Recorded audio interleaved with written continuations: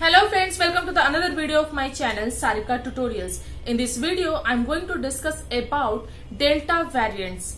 This is the variant which is going to spread all over the world and which is very dangerous. So we have to aware about this variant.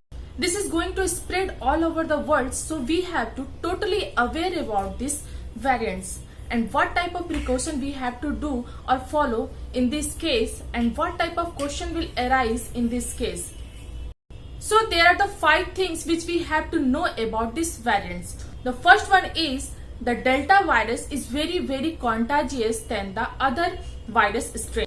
First case of Delta was identified in December 2020. Their strain spread very rapidly. Second things are unvaccinated people are at risk. The people who have not vaccinated against the COVID-19, they are at more risk. Third one is that Delta could lead to hyperlocal outbreaks, and the problem is that this allows the virus to hop, skip, jump from vaccinated area to another one. Fourth one is there is still to more aware about the Delta variants. That is whether the Delta strain make you more sicker than the original virus, or will the vaccinated people get booster shots to protect against the COVID-19. And fifth one is the vaccination is the best protection against the Delta virus.